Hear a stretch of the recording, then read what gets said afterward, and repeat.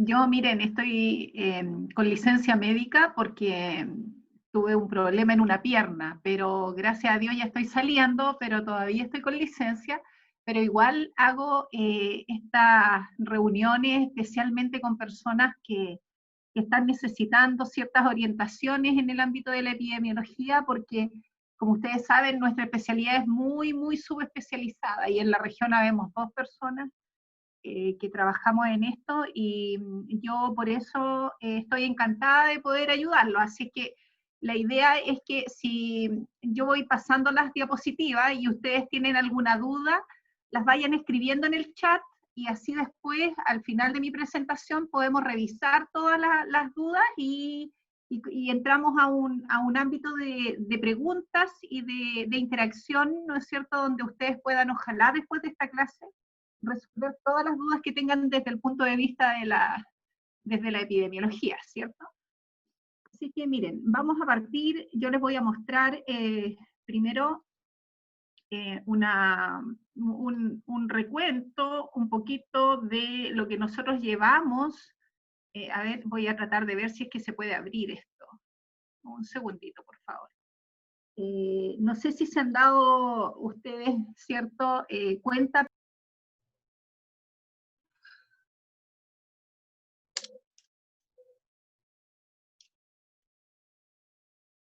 Ahí sí. Ahí sí. La epidemia que tenemos en la región comenzó hace un tiempo, pero en los últimos 4 días hemos tenido un aumento de casos más o menos importante, y ello va a requerir como el apoyo de todos, especialmente de aquellos rubros donde nosotros en algún momento pensamos que podíamos, por ejemplo, retornar rápido porque estaba un poco estancada la pandemia, pero pareciera que no es tan así. Les voy a mostrar un poquito, a ver si puedo subir esto, sí. El gráfico de distribución de casos que estamos teniendo en la región. Pueden ver ahí ustedes una pantalla que está en Excel, ¿cierto? ¿Se ve? Cristian, no te escucho, Cristian, pero Se ve parece que perfecto. Se se ve ve ya. perfecto. Entonces, miren, ustedes aquí pueden visualizar, ¿cierto?, que el avance de los casos que hemos tenido en la región es un avance que partió el 18 de marzo, pero yo empecé a hacer esta curva desde el día 3 de abril, donde no teníamos casi casos, pero luego empezó a aumentar el número de casos y ya ayer tuvimos más de 100 casos, 130 casos, y eso significa que en algún momento podemos llegar a los 200 casos probablemente, y eso va asociado al número de exámenes que se toman en la región. Entonces hemos tenido una falla ahí un poco importante en los exámenes que se tomaban al comienzo, como ustedes ven, 22, 42 exámenes, era muy poco, pero ahora ya estamos, a pesar de que se hace el mismo número de exámenes, en promedio 220 exámenes al día en la región, están saliendo más personas positivas. Entonces, eso en primera instancia. Y lo otro es que las tasas ¿se ve el cambio de pantalla hacia unas tasas o no? ¿Hacia una planilla? Las tasas Sí. por comuna han ido aumentando y cambiando con los días. Por ejemplo, yo aquí puse desde el 5 al 7 de julio, en La Serena hubo un aumento en la tasa de 20%, en Coquimbo, no, claro, en Coquimbo un 19%, en Illapel un 22%, y miren, en Canela, en Montepatria hay un aumento tremendo de casos, ¿no es cierto? O sea, nosotros como región tenemos un aumento de casos de un 19%, y como país tenemos un aumento de un 9,5%. O sea, si ustedes se pueden dar cuenta, en este momento la región está teniendo un aumento de casos, ¿cierto?, que vamos un poco atrasados a lo que pasó en el resto del país. Bueno, ahora vamos a hacer la presentación, porque la idea de esta presentación es que usted sepa acerca del coronavirus y cómo el coronavirus es un desafío en este momento para el sector turismo. ¿Se ve la presentación? Sí, se ve. Ya, súper. Entonces, vamos a... La puedes poner en pantalla completa y... La pongo enseguida. Sí, ahí. La está cargando, pareciera. Funciona un Sí. poquito más lento en mi computador. No, la plataforma va comunicando con un desfase, así que no te preocupes. Ah, eso debe ser ya. Pero miren, la idea es que vamos a hacer una presentación basada en 4 objetivos. Bueno, mi nombre es Paola Salas, yo soy epidemióloga y soy magíster en salud pública con mención en epidemiología de la Universidad de Chile, ¿cierto? En el año 98. Tuve después de ese periodo, 5 años trabajando en atención primaria, en un servicio de salud, y después hice el doctorado en salud pública, por eso soy PhD, ¿cierto?, en salud pública de la Universidad de Chile. Y en el año 2010 decidí venirme a la región porque era la única región que tenía un cargo de epidemiólogo abierto, ¿ya? Como somos tan poco en el país, no más de 40 epidemiólogos certificados, eh, era muy difícil encontrar trabajo y había un cargo en la Seremi de Salud, entonces yo trabajé 4 años en la Seremi de Salud encargada de epidemiología de la región. Me tocó atender el brote de norovirus en Ovalle, que quizá ustedes lo recuerden, que fue un brote grande que enfermó a más de 5.000 personas y que fue por contaminación del agua con norovirus, ¿ya? Yo me Ese es como enfermé, así que sé de qué hablan. ¿no ves? Bueno, yo atendí el brote y lo controlamos en no más de un mes, 10 días más o menos, ¿cierto? El brote se controló. Pero no es fácil estar en una epidemia dirigiendo, por eso yo también colaboro ahora en esto, aunque no esté dentro de las autoridades, porque estoy trabajando en la Seremía, o sea, trabajé en la Seremía, pero trabajo ahora en la universidad de La Serena. Bueno, el comportamiento de este virus en general, lo que vamos a tratar de dilucidar en la presentación son 3 objetivos. Uno, que ustedes puedan describir el origen del coronavirus, ¿no es cierto?, que causa esta enfermedad, y el virus específicamente, conocer cómo se transmite este virus y cuánto tiempo se demora y cómo se detecta el virus, cómo lo podemos detectar. Y luego viene el tema de los desafíos de la higiene y seguridad para el turismo. Si ustedes gustan, después yo les puedo mandar la presentación para que ustedes la tengan y la puedan entregar o dar a la gente con la que trabajan.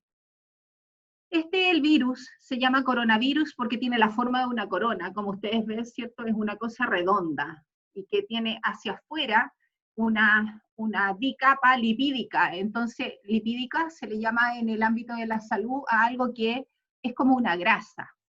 Y por eso, fíjense, tiene tanta afinidad con el detergente o el lavalosas con el que uno lava la losa, ya lo destruye, porque lo destruye por esta bicapa que es de grasa, ¿ok? Entonces él tiene solo una capa, es una bicapa de grasita, por así decirlo, y dentro de él tiene solamente un RNA, o sea, el material genético. Es decir, es un microorganismo muy simple, no tiene nada de complejo. RNA y una capa que lo protege. Ahora, se sabe que los virus no son seres vivos, sino que son parásitos. Es decir, ellos necesitan una célula viva para poder vivir, valga la redundancia. Entonces, este coronavirus, la complejidad que tiene es que es por ser tan sencillo, ¿cierto? Nos complica destruirlo, y por eso es que no se ha logrado todavía encontrar la vacuna, ni tampoco un tratamiento para dentro del organismo. Y lo que más nos debería de preocupar en el sector turismo es que es un microorganismo muy pequeño, ¿no? Se necesita un microscopio óptico, ¿no es cierto?, para poder verlo, y como es tan pequeño, no podemos identificarlo, por así decirlo, al ojo, no lo vemos. Entonces mide alrededor de 80 a 220 nanómetros. Y ese tamaño entonces permite atravesar telas, permite atravesar un montón de superficies, ¿ya? Ahora, ustedes sabrán que no es solo un coronavirus, sino que hay alrededor de 30 serotipos distintos. Lo que pasa es que no había habido ninguno como el de este año, el del 2019, que es el COVID-19, ¿cierto?, que generara tanta infección en la población y una ola de contagios tan grande y en un tiempo tan reducido. Entonces, ¿qué sucede con el coronavirus? ¿Cierto? Aquí ustedes pueden ver en la imagen que al fondo esa es una célula de nuestro organismo, y desde dentro de la célula es como que explota la célula y tira hacia afuera el virus, que son estas pelotitas amarillas, ¿ya? ¿Cómo funciona esto? Ingresa una sola célula, o sea, un solo virus a nuestra célula, a cualquiera de nuestras células, y él se reproduce dentro de la célula. Muchas veces forma muchos vibriones, muchos virus, porque está la cantidad de virus que hay dentro de la célula que ella explota y libera entonces muchos virus dentro de nuestro organismo, y al eliminar estos virus es que después empiezan a irse a otras células y siguen contagiando a otra y a otra y a otra. O sea, el mecanismo de reproducción del virus es ocupando nuestras propias células. ¿Se dan cuenta? Por eso es tan complejo destruirlo, porque tendríamos que destruir nuestras propias células. ¿Estamos? Ahora, ¿dónde se originó este virus? El coronavirus se originó de los murciélagos. Fíjense que se piensa que el murciélago pudo haber pasado directo del murciélago al hombre y del hombre al hombre, ¿cierto? Que es una capacidad que no tienen todos los virus. Entonces, también se piensa que hubo otro canal de reservorios que fue el murciélago, que se alojó en un animal que hay en Asia que se llama pangolino. No sé si alguno lo conoce, pero ahí yo les puse una foto chiquitita de un pangolino, ya que es una cosa que tiene muchas escamas, y este pangolino, del pangolino pasó al hombre. Ahora, los chinos cocinan murciélago, o sea, ellos son muy exóticos y venden en los restaurantes, ¿no es cierto?, de elite, platos con murciélago, ¿no es cierto?, y hay gente que va y se los come. Entonces, es como todavía incierto el lugar donde se produjo el primer contagio, pero lo que se sabe es que este coronavirus que yo les estoy mostrando está en el murciélago y a él no le causa nada, o sea, él es un reservorio, él no se enferma, el murciélago, no se muere por el coronavirus. En cambio, al pasar al hombre, el hombre sí se muere por el coronavirus. Ya nosotros somos reservorio y a la vez somos portadores, y a la vez hacemos la enfermedad. Ahora, ¿han habido otros coronavirus que han causado brotes como el de ahora? Sí, hubo uno en el año 2002 que se llamaba SARS-CoV-1, ¿cierto? No le pusieron el 1, sino que se llamaba SARS-CoV nomás, en el 2002, y que también se produjo en China y también fue asociado a murciélagos. Y otro que se llamaba MERS 2012 por el Medio Oriente, porque allá es donde está este otro virus, coronavirus, ¿no es cierto? Y que también proviene de murciélagos. Bueno, ¿qué se sabe de la transmisión de este virus? Ustedes ya esto lo deben saber, pero yo se los voy a recordar. El virus se transmite por gotitas. Miren cuando uno tose, por ejemplo, cómo se dispersan las gotitas por todo alrededor de su cuerpo. Y estas gotitas, si uno toca una superficie, por ejemplo, que está con gotitas, ¿cierto? Tú puedes contaminar tus manos con el coronavirus y desde las manos en forma directa puedes enfermar a una persona. O bien se está estudiando si permanece en el aire. Lo único que se sabe es que permanece en el aire en algunas personas que trabajan en los hospitales, donde es necesario hacer la intubación del paciente, donde uno le introduce, ¿no es cierto?, en una forma muy directa a la cara del paciente, tú le introduces un aparato por la boca y ese contacto tan estrecho genera aerosoles, o sea, la persona no tose ni nada, no hay gotitas, pero hay liberación del aire directo de la persona hacia la boca del otro, y a eso se le llama aerosoles. Y en los aerosoles se ha encontrado coronavirus, pero no en el aire, o sea, que quede volando en el aire, queda volando si es que alguien tosió por algunos minutos, la gota, pero la gota es más pesada, entonces cae a la superficie, y eso más o menos cae alrededor de 2 metros cuando uno tose. Es súper complicado, porque la gota viaja mucho cuando uno tose. Si tú solo hablas, la gota cae a 50 centímetros de distancia tuya, ¿ya? Muy importante, porque es el centro de la prevención del coronavirus, la vía de transmisión, ¿ya? No se olviden de hacer preguntas en el chat si las van teniendo. Ahora, periodo de incubación. ¿Qué es esta cuestión del periodo de incubación? Porque nosotros, ¿cierto?, sabemos que la gente se va a enfermar una vez que ha estado por lo menos en contacto directo con un enfermo, pero ¿cuándo yo me enfermo? Miren, el 5% se enferma a los 5 días, perdón, el 5% a los 2 días ya tiene síntomas, pero hay otro porcentaje de personas que más o menos el 50% de la gente al día 5 ya está enfermo, tiene algún síntoma, ¿ya? Y hay otro grupo de personas que se enferma el día 14 con síntomas recién, o sea, no podemos saber cuándo nos vamos a enfermar, si es el día 1, el 2, el 3 o el 4, o el día 14. ¿Qué marca la diferencia en que unos se enfermen o tengan síntomas antes que otros? Principalmente la dosis o la carga del virus que tú recibiste en el momento del contagio. Por ejemplo, si alguien te tosió en la cara, ya supongamos que a ti te tosen en la cara y, y en forma muy cercana, la persona, esa persona te tosió. Entonces te mandó una carga de virus grande. Entonces tú inhalaste mucho virus, tanto por la nariz como por la boca, y cada uno de esos virus entra a una célula viva de tu organismo y genera el proceso que yo le expliqué antes, ¿se acuerdan? Que es donde se reproduce muy rápidamente dentro de una célula y después esa célula estalla y genera más virus y más virus. Entonces, el que recibió una dosis más grande se enferma en menos días, por así decirlo. ¿Estamos de acuerdo? Entonces, el periodo de incubación es el tiempo desde que uno se infecta hasta que desarrolla síntomas. Interesante, ¿ah? En esto, Paola, disculpa, esto es bien clave por lo que conversamos ayer, para que todos registren el periodo de exposición. Esa palabra Correcto. yo creo que todos la entienden. ¿Cuánto Sí, tiempo de exposición estuviste al lado de alguien con positivo?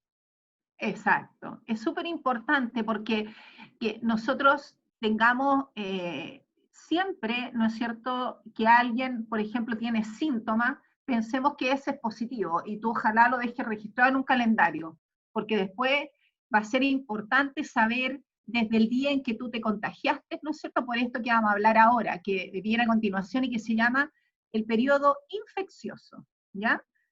El periodo infeccioso, en cambio, se calcula desde que uno estuvo en contacto con una persona infectada que te pudo haber transmitido el virus, que es lo que decía un poco Cristian, ¿cierto?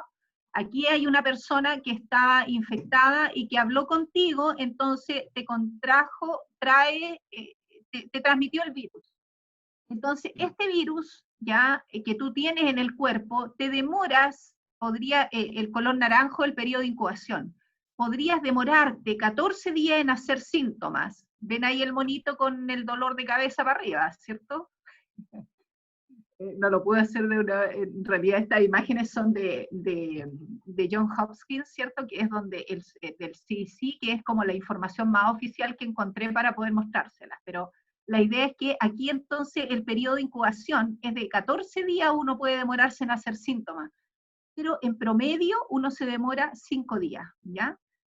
Ahora, tú haces el síntoma y recién ahí te das cuenta que estás enfermo, pero tienes que recordar que podrías haberte contagiado hace 14 días con otra persona. Luego que te enfermas, tienes por lo menos 10 días de síntomas, ¿ya? O sea, esta no es una enfermedad que se pase rápido. Habitualmente el que tiene síntomas no se le pasa hasta el día 7 aproximadamente. Y después de esos 10 días recién viene una etapa en que van bajando los síntomas, ¿no es cierto? Y no tenemos entonces posibilidades de volver a enfermar. Dicen que no, pero fíjense que la última evidencia están señalando que una persona que ya ha estado enferma, hay un 6% de probabilidades que vuelva a enfermar, o sea, que otra persona lo contagie o que él mismo se contagie, que se llama una recidiva, donde la persona que está enferma pasó por el periodo de síntomas y acá quedó una mínima cantidad de virus y él vuelve a hacer entonces la infección porque se empieza a reproducir de nuevo el virus en el organismo de él. Eso ocurre en un 6% de la gente. O sea, tú podrías tener aquí un examen positivo y después volver a tenerlo a los 14 días al término del periodo de incubación, al periodo de enfermedad. Ahora, ¿qué sucede con los contactos? Porque esto es lo que le pasa al enfermo, Pero ¿qué pasa con el resto de la gente? Las personas comienzan a infectar al resto el día, no el día que hacen los síntomas, sino 2 días antes. Están mirando la figura, la segunda figura, esa es la que les estoy mostrando ahora. Aquí, fíjense, usted tiene el síntoma, pero usted enfermó a otros 2 días antes, ya. ¿Por qué? Porque el virus uno lo tiene en el organismo y empieza a infectar antes que haga síntomas, ¿ya? 2 días antes. Y después que ya tiene el síntoma, sigues contagiando al resto por 10 días, ¿ya? Todo el periodo sintomático y todo el periodo entonces que continúa este periodo. Estos conceptos son súper importantes. ¿Por qué son importantes? Porque cuando usted tenga un cliente o un pasajero que viene con síntomas, tiene que pensar que él ya infectó al que lo trasladó, ¿no es cierto?, en el transfer o al que lo trasladó en el taxi, porque fueron 2 días antes que él presentara los síntomas, ya andaba infectando. Y que de ahí en adelante además va a infectar 10 días más. Por lo tanto, esta persona hay que enviarla inmediatamente a aislamiento, ¿ya? Conceptos muy relevantes, por eso se los voy a repasar. Tenemos el enfermo con sus síntomas, contagió a un contacto directo, ¿cierto? Y este contacto entonces puede hacer síntomas más rápido que el caso primario. En general hacen síntomas a los 5 días, pero este a los 5 días ya contagió durante 2 días antes, ¿no es cierto?, a otras personas. Y sigue contagiando 10 días después. Por eso es que no hemos podido detener la enfermedad. ¿Se da cuenta? No por los que tienen síntomas, sino que especialmente por los contactos que no tienen síntomas, ¿ya? Y que están enfermos, tienen el virus, pero no hacen ningún síntoma. Eso es lo más importante. ¿Quedó claro, cierto? Está claro. A quien está en el supermercado le pedimos que apague su teléfono, por favor. Ya. Entonces, como una cosa de aprendizaje importante es que el contacto que no tiene síntomas, que se les llaman los asintomáticos, se demora menos en producir la carga del virus, ya habitualmente no más de 3 días, se va cortando el periodo, ¿se da cuenta? 3 días y él empieza ya a infectar al resto, el contacto. Entonces, a veces es más importante mandar al contacto a la cuarentena, que se quede en la casa, que el caso que tiene síntomas, porque ese ya está enfermo y él se va a salvar, ¿cierto? Pero el contacto no sabemos cuándo va a ser el síntoma o si va a ser el síntoma muy grave, ¿ya? Esto es lo que produce una persona enferma. Un enfermo, este RO que yo he hablado en las radios, si alguien me ha escuchado, ¿cierto? El famoso RO es la capacidad que tiene de infestación del virus y que en general una persona enferma a 2 más, ¿ya? Estos 2 a la vez enferman a 2 más, y estos 2 a la vez enferman a 2 más. Es decir, una persona puede enfermar a 11 personas. Ese es más o menos el impacto en la reducción de la transmisión. Por eso, si nosotros eliminamos inmediatamente al caso primario, o sea, el que tenía síntomas, lo mandamos a aislamiento y a sus contactos también vamos disminuyendo el resto de las personas que se van a enfermar. Quedó súper claro, ¿cierto? O sea, la indicación del aislamiento tiene que ser, ¿no es cierto?, obligatoria para los que están enfermos y para los contactos de esos enfermos, aunque no tengan síntomas. ¿Cómo se hace el examen? El examen es una torula que se mete a la vía nasal y se toma una muestra del virus en vivo, porque lo que identifica la PCR, ¿no es cierto?, es el virus en vivo. Yo saco el virus y lo miro en el microscopio y veo el RNA del virus y digo, esto es coronavirus. Eso es lo que hace el tecnólogo médico. En cambio, hay otros test que son los test rápidos, que se le llaman inmunoglobulina, IgG y el IgM. Esos test son para no determinar el virus, sino que es para detectar el anticuerpo del virus, o sea, lo que su sistema inmune generó contra el virus, ¿de acuerdo? Tú no ves el virus en la muestra de sangre que se toma con el test rápido. Por lo tanto, la indicación mía y de todo el mundo para diagnosticar un enfermo es la PCR. El test rápido es para determinar a aquellos que ya tuvieron la enfermedad. Es como la historia de los enfermos. Interesante, porque uno diría, bueno, pero mejor me hago el test rápido, porque es más barato. Claro, pero va a determinar solo si ya tuviste la enfermedad, no si la estás teniendo ahora. Quedó más claro. Ahora, ¿cuántos identifican la PCR como positivo? Vamos a suponer que es un ejercicio donde tenemos 100 personas. 80 están con coronavirus y 20 están sin el coronavirus. ¿Ya? Les hacemos la PCR a todos ellos. ¿Y qué encontramos? La PCR es capaz de encontrar al 56% a 56 personas con coronavirus. ¿Ya? Encuentra a una persona que es positiva pero que no tiene coronavirus. Encuentra a 24 personas que dan resultados negativos pero que sí tienen el coronavirus, ¿ya? 24, y encuentra 19 sin coronavirus que en realidad no tenían el coronavirus. Es decir, la PCR de este 80% de positivos solamente encuentra un 56% de positivos, ¿ya? Y da muchos falsos negativos. O sea, le dice a la gente, sabe que su PCR está negativa y uno cree que no tiene la enfermedad y hay 24% de probabilidades que eso sea falso. ¿Estamos? No hay ningún examen mejor que la PCR, imagínense. O sea, no tenemos hasta el momento, el mundo no logró encontrar otro examen más preciso que la PCR. Y esto es lo que hay, ¿ya? O sea, igual la PCR no nos ayuda. ¿Por qué? Tanto. ¿Por qué? Porque la PCR, acá ustedes pueden ver, es más específica en los primeros días en que uno tiene la enfermedad. O sea, alrededor de los 6 días primeros, si tú te haces la PCR, te va a salir positiva. Pero si te lo empiezas a hacer el día 8, el día 9, después de haber estado expuesto, baja la sensibilidad muchísimo, casi un 25%. Entonces te van a decir que no tienes el virus cuando tú sí lo tienes. Lo que pasa es que como el sistema inmune está atacando al virus, esto baja y después vuelve a subir de nuevo. Entonces es más probable que el día 14 te la encuentren positiva y te hayan encontrado otra negativa el día 7, ¿ya? Quedó claro entonces que la especificidad es mejor en los primeros días en que uno tuvo contacto con un caso positivo. Aquí está mejor explicado, en celestito, la especificidad del PCR. El primer día es poco probable que te la encuentren positiva, pero ya desde el día 2, el 3, el 4, al 5, se dan cuenta, es el máximo de PCR de detección.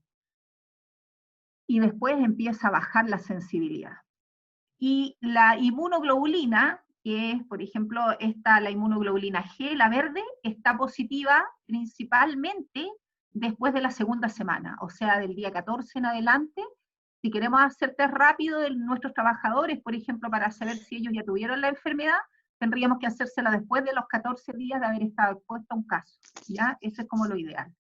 Pero es como un examen de memoria para saber que él ya tuvo la enfermedad. ¿Quedó claro eso, no? Lo que pasa es que ahí tenemos la mayor de las confusiones, Paola, de verdad.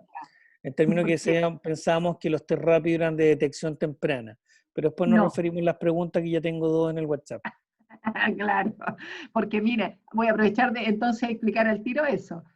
La IgM, que es uno de los test rápidos, la IgM es positiva al día 7. O sea, lo que mejor detecta el coronavirus es la PCR, es el gol estándar. Y después podríamos ocupar la IgM, pero desde el día 7 en adelante, que es cuando está el máximo de positividad de la IgM, ¿ya? Este colorcito medio moradito, el día 7 más o menos, ¿ya? Y la IgG sí que es tardía, ese es por ahí por alrededor del día 14. Entonces, el test rápido nos sirve, pero nos sirve para determinar la enfermedad aguda. Lo ideal es hacer PCR más IgM, porque con eso, aquí, aumentamos la sensibilidad, miren, de la PCR. Si usted le suma la IgM, el diagnóstico se hace más preciso. En los primeros 1 a 3 días encontramos al 90% de los positivos. En cambio, si nos vamos alejando en los días y se le hacemos los 2 exámenes el día 6, baja a 80%. Y si se le hacemos el día 14, ya bajó a 50%. O sea, la IgM no nos sirve en días tardíos, nos sirve al comienzo de la enfermedad, igual que la PCR. ¿Estamos? O sea, no había mencionado nada de la IgM, así que te agradezco, Cristian, la interrupción. Porque son dos test rápidos, la IgM y la IgG. Quedó claro que la IgM nos sirve para los primeros días, entonces, y la IgG es como una memoria que ya pasó la enfermedad, y ese nos sirve después del día 14. ¿Por qué es tan importante? ¿Cómo se define esto del caso positivo y el negativo y es tan importante en el sector turismo? Porque nosotros tenemos que saber determinar a los positivos, y un positivo está definido por el que tiene un examen positivo para PCR, ese es el positivo. El sospechoso es el que tiene síntomas, y que todavía no sabemos el PCR. A los dos los mandamos a cuarentena o aislamiento 14 días a su habitación, ¿no es cierto? Que ahí se quede, y que ojalá lo atienda una sola camarera y nadie más, y no lo dejamos salir. Si es que tenemos la obligación de mantenerlo en el hotel. Lo ideal es que el huésped, o sea, el alojado se vaya a su casa, pero no podemos mandarlo así como, ¿sabe qué? Sálgase de aquí del hotel, se tiene que ir a la casa. No, tenemos que asegurarnos del traslado, hay todo un protocolo que vamos a tener que seguir para poder enviarlo a la casa. Pero lo ideal es que él salga del hotel. A veces vamos a tener la obligación de mantenerlo dentro del hotel, ya por una cuestión sanitaria, porque él, supongamos que es un extranjero, no lo puedes mandar a su casa. Tienes que tú tenerlo en el hotel como positivo. Y ahí hay que armar todo un cuento de aislamiento y de cómo se trata un positivo en el sector turismo, ya que viene dentro de la parte del protocolo que al menos yo escribí para la región, ¿cierto? De qué tendríamos que hacer con un caso positivo que no lo podemos mandar a la casa. Ahora, el contacto, en cambio, es la persona, como ya vimos, que estuvo en contacto estrecho con un caso positivo. ¿Quiénes son estos? Miren, el 30 de mayo salió la última definición de contacto estrecho y dice que es toda persona que vive en la misma casa, ¿ya?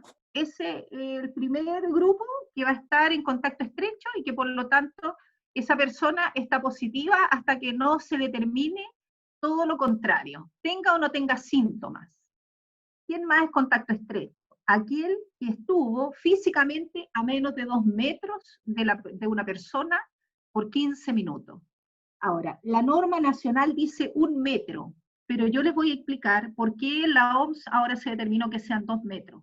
Porque en realidad, el que tose, ya les dije, manda la gotita 2 metros de distancia.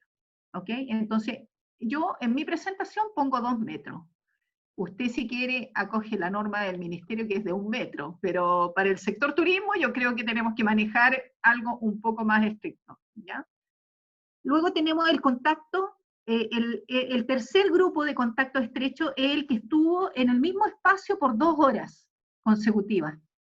Y además es aquel que está en el mismo medio de transporte que un caso, ya sea colectivo, transfer, bus, ¿no es cierto? A más de 2 metros, pero sin equipo de protección personal, porque en general la mascarilla en este momento, ¿cierto?, está siendo efectiva dependiendo del tipo de mascarilla, ¿ya? La única que puede evitar que tú te contagies es la N95, en un 95%. O sea, igual hay un 5% de probabilidades que te enfermes igual, ¿ya? Ahora, ¿por qué tenemos que empezar a hablar ahora? Ya terminó ahí los 2 primeros objetivos de la presentación, porque son conocer al virus. Yo creo que ya lo conocieron y están todos, ¿no es cierto?, muy instruidos de lo que es el virus y cómo se transmite. Pero ahora viene lo importante de cómo vamos a controlar el virus dentro del sector turismo. Los desafíos son la higiene y la seguridad para el turista, ¿ya? Y para usted y para sus trabajadores.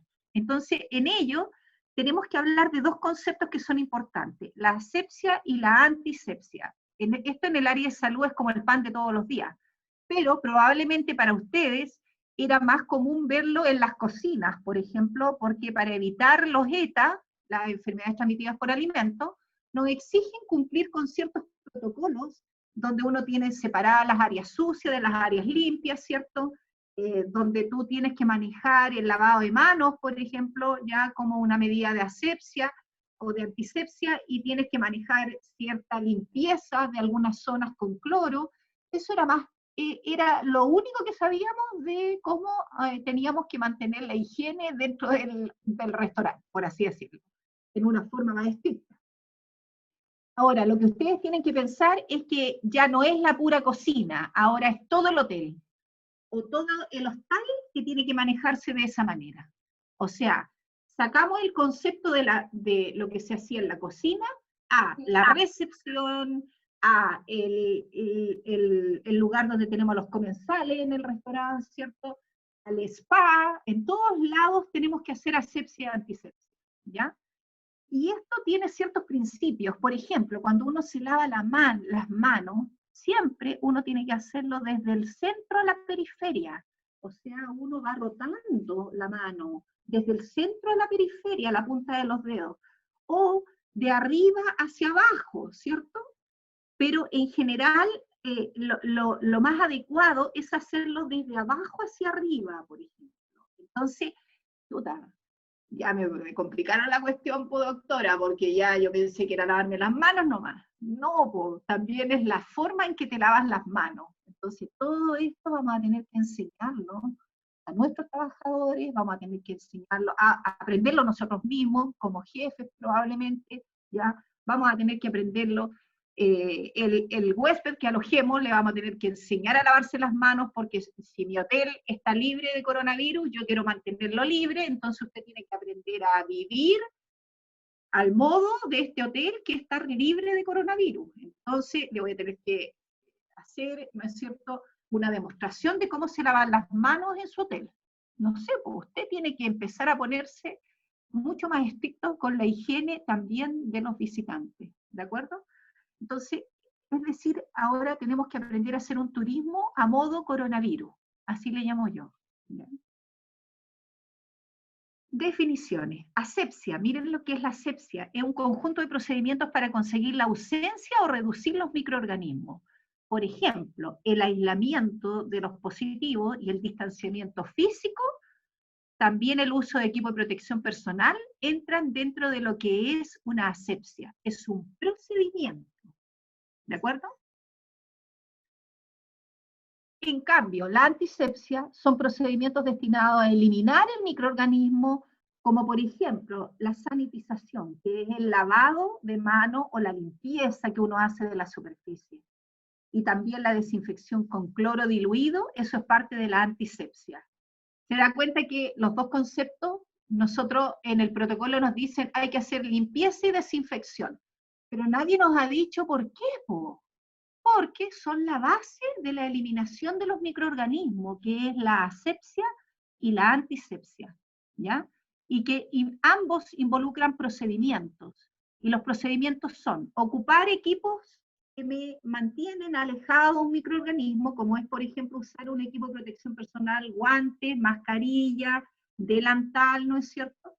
O hacer un procedimiento que me elimina el virus, como es el lavado de manos, ¿ya?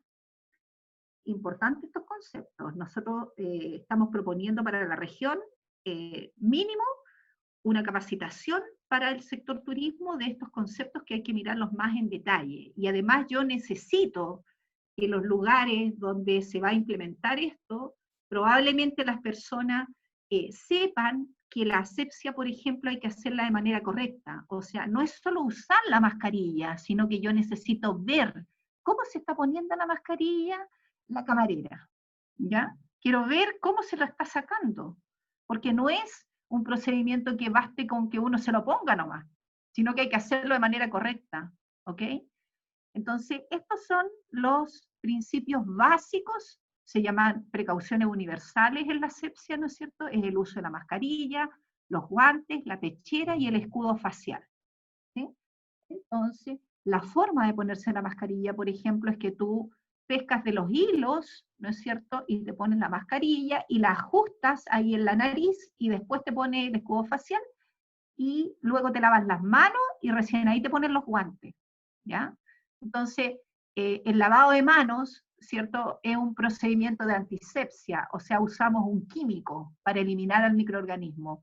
Y para eso nos tenemos que poner el jabón, hacer una frotación, ya les dije, en círculo desde adentro, ¿no es cierto? Después la palma del dorso, la otra palma del dorso, luego entre los dedos, después las uñas, ¿no es cierto? Las frotamos así, para allá y para acá.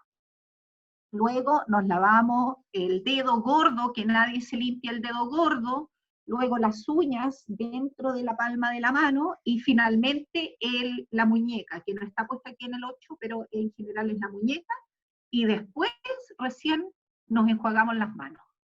Fíjense que esta pura medida de higiene de manos es la medida más importante para evitar la transmisión del germen, ¿ya?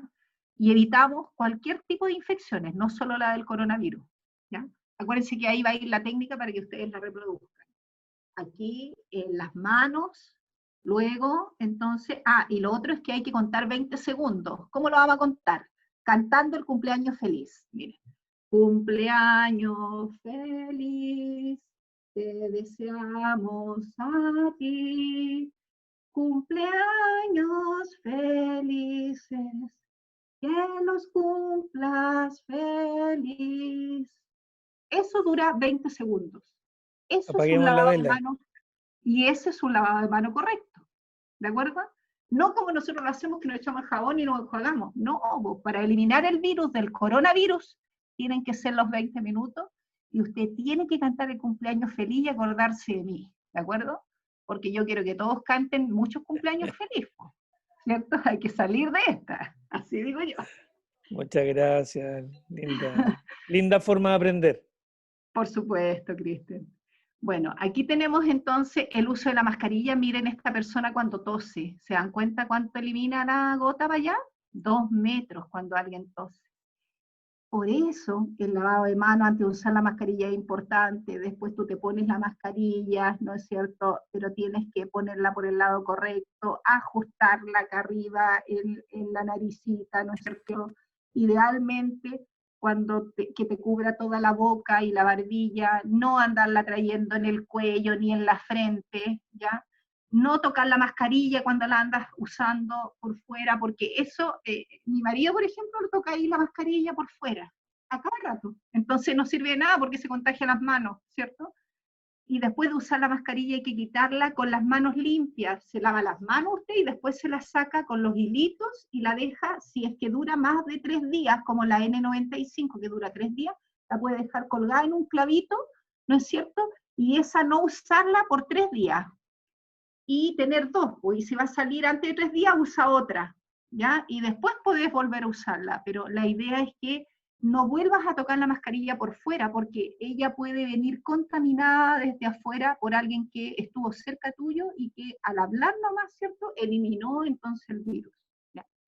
Entonces, se dan cuenta que hasta el uso de la mascarilla es una cosa importante. Y ahora, para finalizar, vamos a aplicar el conocimiento de todo lo que aprendimos, ¿no es cierto? Porque lo que la Organización Mundial de la Salud plantea como desafíos para el turismo es que el turismo tiene que ser saludable, seguro, y tiene que estar preparado para atender a los positivos, porque más de alguna vez le va a llegar un positivo. Entonces, ¿cómo vamos a hacer esto?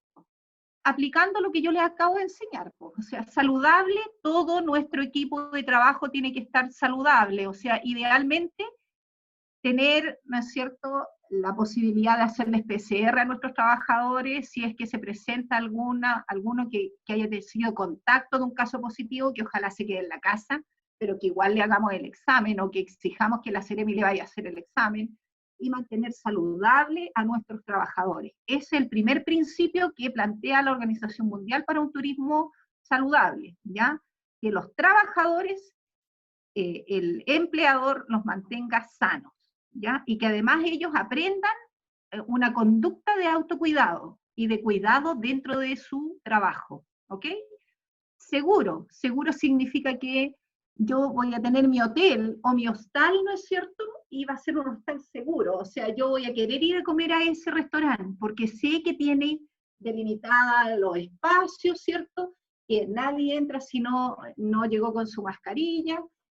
Yo voy a saber que hay baños con jabón y hay toallas desechables para secarme las manos, ¿cierto? Entonces yo voy a sentir que ir a ese lugar es un lugar seguro. ¿Se da cuenta? Tenemos que implementar entonces medidas de seguridad. Y preparado es que tenemos que saber qué hacer si se nos presenta un caso positivo, ¿no es cierto? A quién llamar, cómo ir a buscar, trasladar al paciente a un centro de salud, o aislarlo, ¿no es cierto?, mientras llega el SAMU, por ejemplo, ¿ya? Entonces, vamos a aplicar, mire, ¿cómo funciona el contagio del coronavirus, cierto? Yo ya les dije, por ejemplo, por gotita. Aquí tenemos un grupo de trabajadores, estos son ejercicios reales, que ocurrieron en Corea.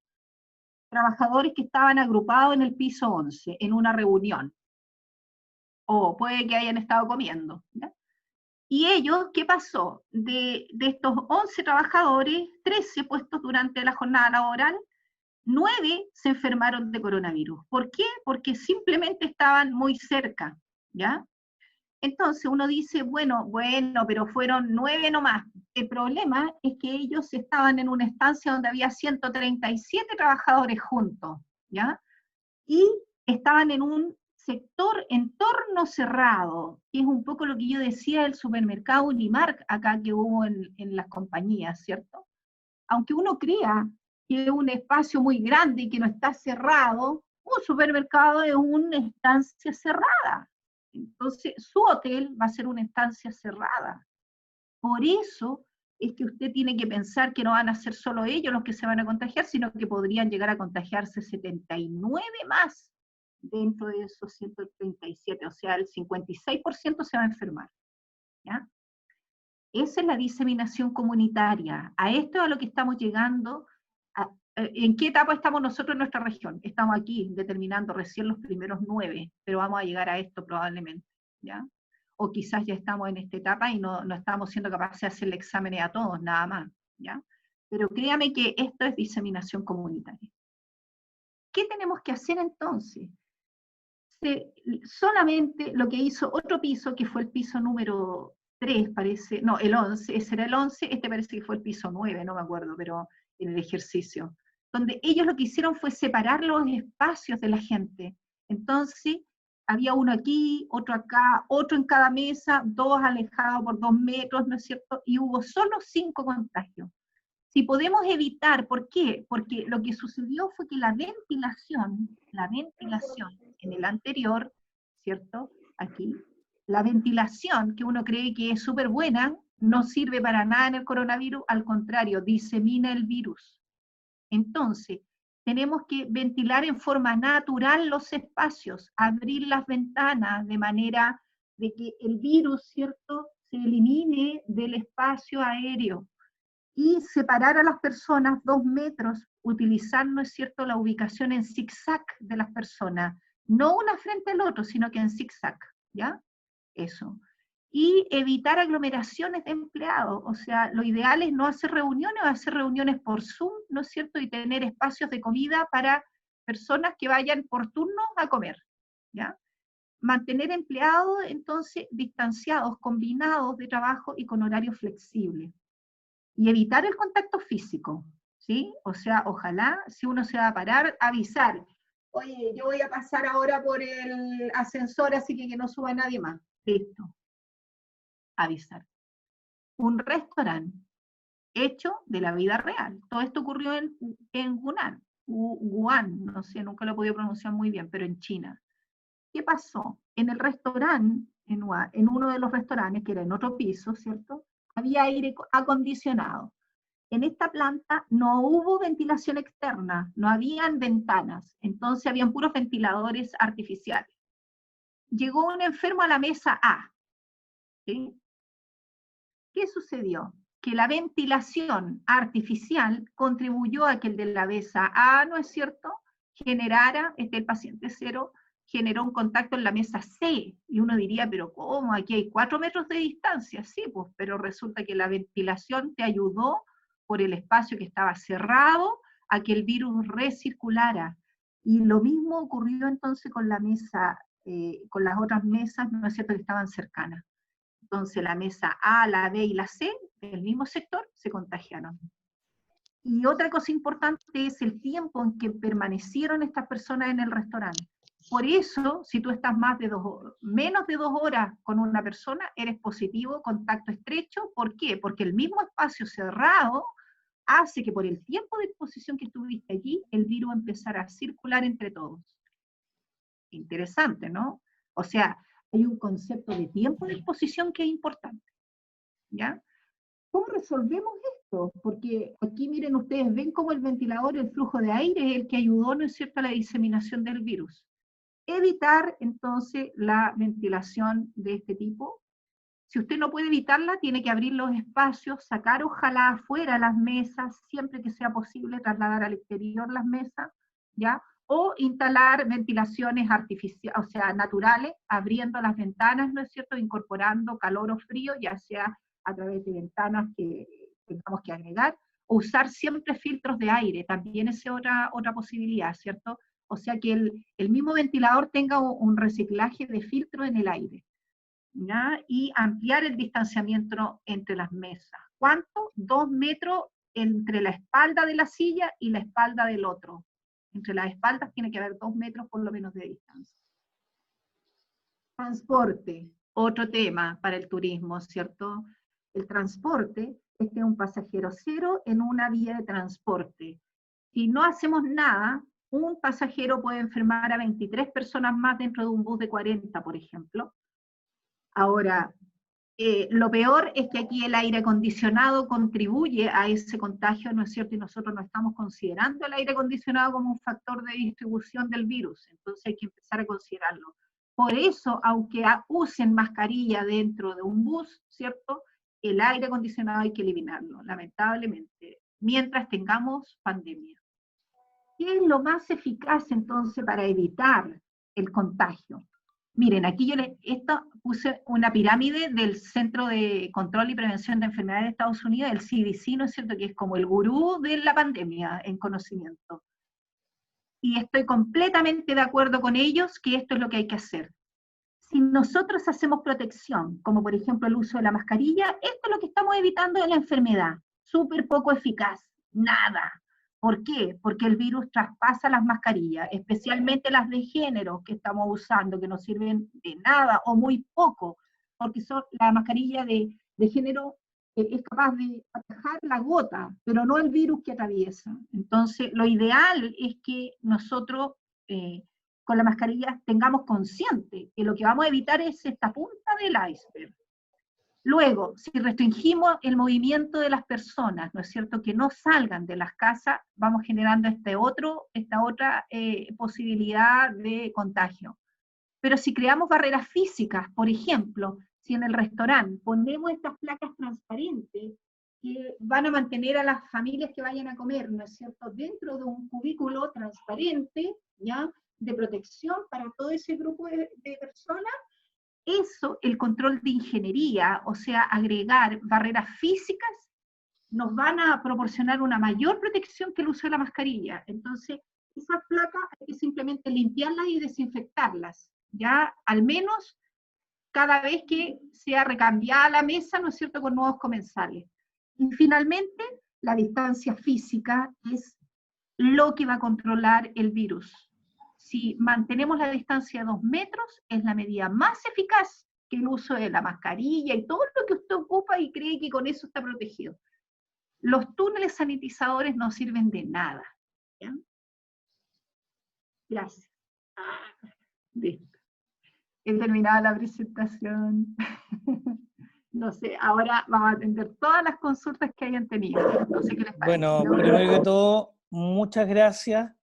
La verdad que teníamos que terminar de ver tanta televisión, leer tantos diarios, ocupar tantas redes sociales y concentrarnos un poquito de manera muy sencilla en lo que estábamos. Yo tengo que agradecer a Mirta, Mitzi, James, Jonathan, Javier, Mario y a varias empresas que han consultado sin saber sus nombres, porque no están identificados, señalando como síntesis que un turismo saludable, seguro y preparado para el coronavirus es el ideal.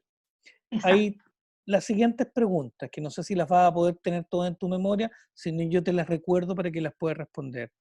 Yeah. ¿Cómo es que se pueden contagiar cuando se compra en supermercado y qué deben tener cuidado las personas que lo hacen? 1. ¿Cuál es la diferencia entre sanitización y desinfección? 2. 3. ¿Cuándo tendrán bajada con más detalle de los protocolos entregados por el el Cernatur para poder indicar al tipo de trabajador que debe hacer. Espérame, 4. contestemos esas 3 primero Dale. para no olvidarnos. Miren, en el supermercado nosotros no tenemos posibilidad de identificar si pasó un caso positivo antes que nosotros tocando los productos, ¿cierto? Entonces, las medidas de precaución son que tú vas al supermercado, vas con equipo de protección personal, tu mascarilla, ¿cierto? Lo ideal es que vayas, puedes ir sin guantes, ¿ah? Porque te tienes que lavar las manos nomás, eso es más importante. Entonces, tú puedes ir sin guantes, con la pura mascarilla, pero lo más importante es que no te acerques a menos de 2 metros de otra gente. Eso es lo más importante, primero, ¿ya? Ahora, tú traes los productos, los pones en el carro, todos los productos. Si en el supermercado no tienes que hacer mucho. El problema está cuando llegas a la casa o al restaurante. ¿Sí? Cuando tú llegas a la casa, lo primero que haces, te bajas del auto y te lavas las manos. Bien lavadas, porque acuérdate que las manos sí que pasaron por todos lados, tocaron una millonada de cosas, pagaste la tarjeta, entonces te lavas las manos. Después de eso, te sacas la mascarilla, no hay problema en que te la saques en tu casa, ¿cierto?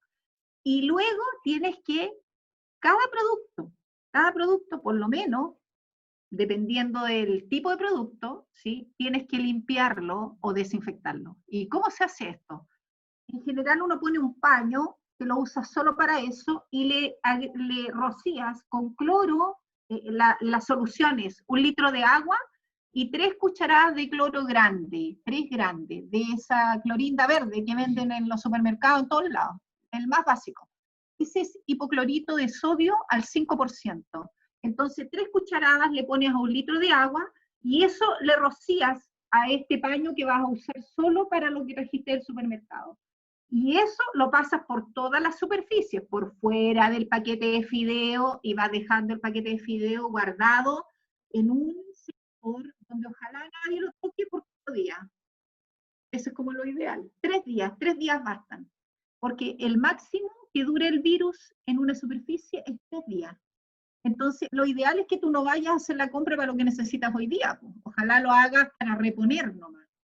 Lo dejas ahí. Y después limpia, ¿no es cierto?, el azúcar, limpia el tarro de café, limpia esto, lo vas lavando y vas aplicándole de nuevo la solución y así. Y así tienes que entrar las cosas. Y luego te lavas las manos de nuevo. Las llaves, le aplicas la solución a las llaves. Con toalla nova, pones, ¿no es cierto?, esta solución y limpias el celular, todo lo que llevaste, la tarjeta de crédito, la limpias y después la secas con toalla nova de nuevo. Y listo, no hay riesgo. O sea, aquí hay que hacer un protocolo de entrada de los productos al restaurante, que es súper importante. Esa es la primera pregunta. La segunda era, viste, yo tengo mala memoria para eso. ¿Tiene que ver con la diferencia entre desinfección y sanitización? Ah, es súper fácil, miren. Lo que pasa es que la desinfección ahí. La sanitización, o sea, la desinfección es parte de la sanitización. Lo que pasa es que acá en Chile ha sido un concepto muy manoseado, le llamo yo, lo están ocupando los alcaldes, todos dicen vamos a sanitizar el estadio o las calles. Y a eso que hacen, le aplican, ¿no es cierto?, una solución de amonio cuaternario, que es un tipo de desinfectante. O sea, lo que están haciendo es desinfectar. Pero la sanitización involucra limpieza y desinfección, no solo desinfección. Entonces, lo que yo hago cuando quiero limpiar un escritorio, por ejemplo, de coronavirus, porque vino una visita a un amigo mío y tomó café conmigo y yo no sé dónde esté andado metido, entonces, ¿qué hago? El vino se fue, en cuanto se va, yo limpio la mesa. ¿Cómo lo tengo que hacer? Limpio con un paño con jabón, el jabón con el que limpias tú la loza, ¿sí?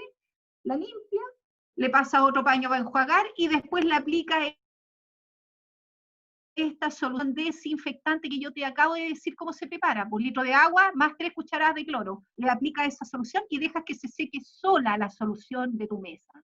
Entonces lo que hiciste fue limpieza y desinfección.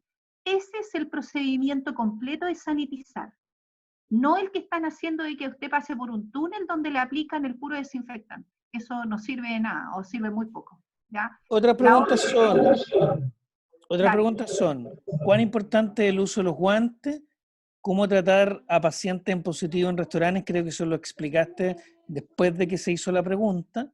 ¿Cuál es el escenario óptimo para un guía de turismo, que no está dentro de los ejemplos que citaste?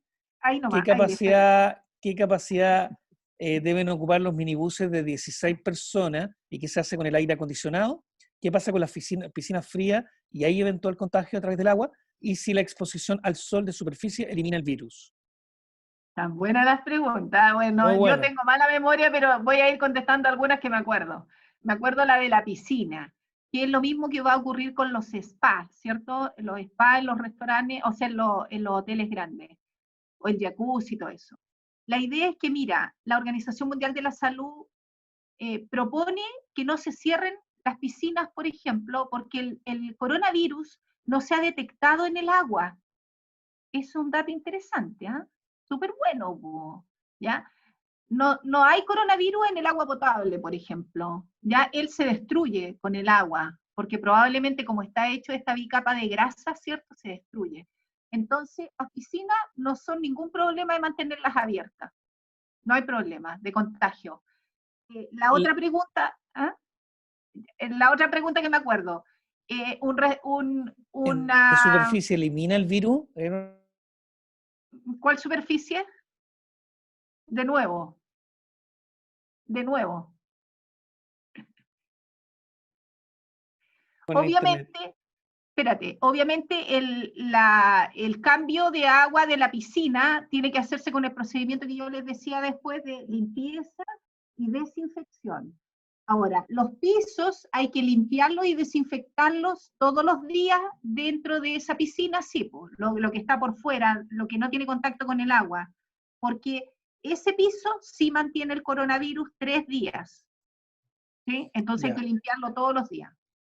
¿La exposición al sol de una superficie elimina el virus? No, solamente lo elimina la limpieza con jabón y agua. Perfecto. Otra pregunta que se nos quedó pendiente. ¿Cómo tratar a pacientes?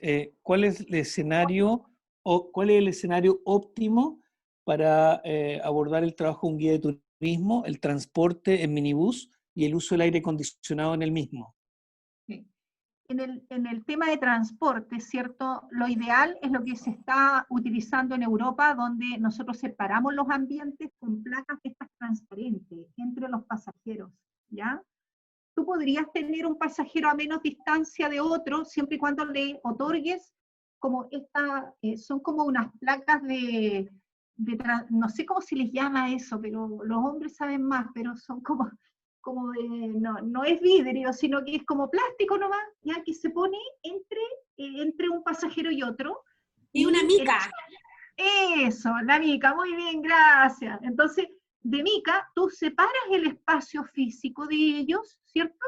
Y las personas pueden ir y quedarse en ese espacio seguros, aunque vayan con su mascarilla. Llega el transporte después al hotel, inmediatamente entra el que hace la limpieza de esas placas y la desinfección tirándole esta agüita con cloro, y lo deja que se seca, se tiene que secar solo, y después de eso puede volver a salir el bus de transporte, ¿no es cierto?, sin ningún problema. Entonces, lo ideal no es tan complejo, o sea, yo creo que hay que gastar un poco en poner estas placas y le damos, ¿no es cierto?, una separación física. Acuérdense de mi pirámide, ¿cierto? La separación física es lo mejor. Entonces, al separar el turista va a decir, oh, qué bien preparado este transporte, porque en realidad él está separado del chofer por una lámina completa, que por ninguna parte pasa nadie, ¿ya? Entonces se va a sentir seguro. Perfecto. ¿Ya? Es súper bueno, y eso es súper aplicable también para el turismo, para el que me estabas diciendo antes, que no sé cómo se llama, pero el que hace El este guía turístico. ecoturismo, el guía turístico, ¿cierto? Así se protege él. Y lo otro es que es muy propicio hacer actividades outdoors, o sea, fuera de los espacios.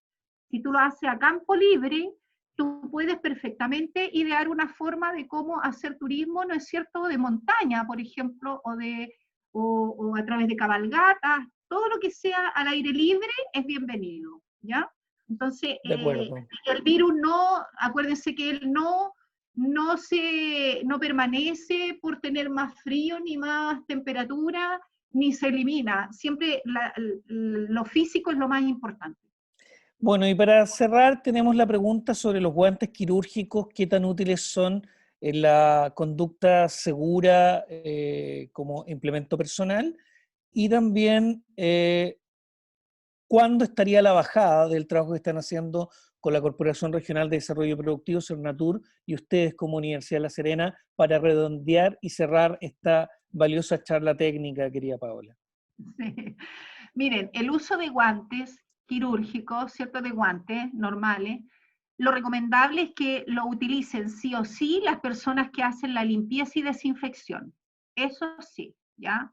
Lo mismo, o sea, si por ejemplo las mucamas, ¿cierto? Que van a hacer la limpieza de las habitaciones, ellas tienen que utilizar guantes. Y lo ideal es que esos guantes lo ocupen solo para esa habitación, ¿de acuerdo? Cada habitación tiene que tener su equipo, como un kit. Entonces, la mucama baja o va al lugar donde guardan esto y toma el kit de la habitación 25 y va y sube con su loción desinfectante, el jabón, los guantes, la mascarilla que usa para ese sector, ¿no es cierto? Y la pechera. Y va y hace la limpieza y desinfección y después ella se lo saca y lo deja ahí guardado, ¿no es cierto? Y así va cambiando de habitación. Entonces, hay que cambiarlo, en ellos hay que cambiarlo. Usted en la recepción, ¿es bueno que use guantes? No. ¿Es bueno que usted como gerente ande con los guantes? No, no sirve de nada. Es mejor el lavado de mano.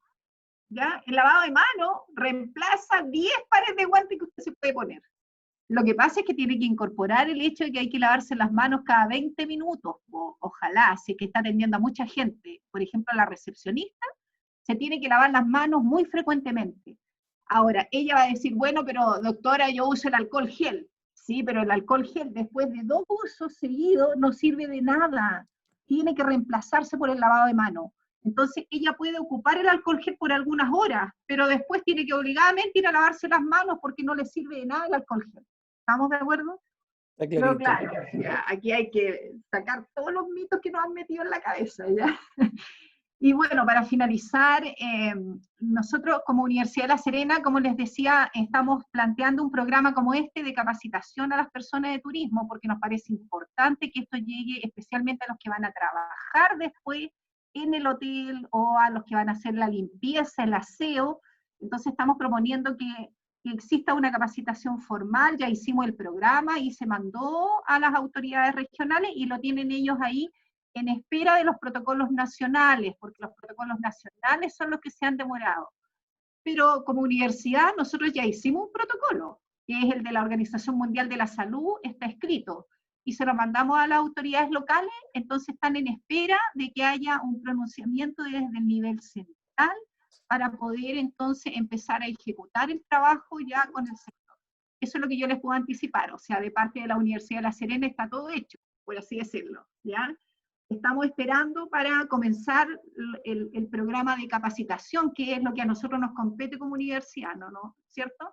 Ahora, la idea es que el programa está hecho en 3 etapas. Una etapa en la cual yo y otra, una enfermera, vamos a enseñar todos los conceptos de asepsia, antisepsia, que yo les enseñé hoy día a grandes modos, pero de una manera mucho más práctica. Conceptos primero. Después viene una segunda etapa que es la práctica, donde les vamos a hacer talleres a la gente para que sepa cómo es el lavado de manos, para que sepa cuándo usar los guantes, cuándo no usarlos, o sea, talleres prácticos. Y la tercera etapa, que es la más importante, es la implementación del protocolo en el restaurante o en el hotel. O sea, cómo el hotel va a tener que escribir el protocolo propio de su lugar de trabajo, quién va a estar encargado de atender a los casos positivos, quién va a ser el que va a derivar al caso positivo. Usted me va a tener que mostrar por Zoom, ¿cierto? Trasladar su computador y ir a mostrarme el área sucia y el área limpia dentro de la cocina. Me va a tener que mostrar dónde va a quedar la sala de aislamiento del hotel, donde va a poner el caso positivo de encontrar alguno, ¿no es cierto? En espera de que llegue el SAMU, me tiene que mostrar cómo va a utilizar el equipo de protección personal, porque le vamos a hacer talleres donde les vamos a enseñar a ponerse el equipo, la mascarilla, y el taller de cómo sacarse la mascarilla, y usted me tiene que demostrar que lo aprendió a hacer.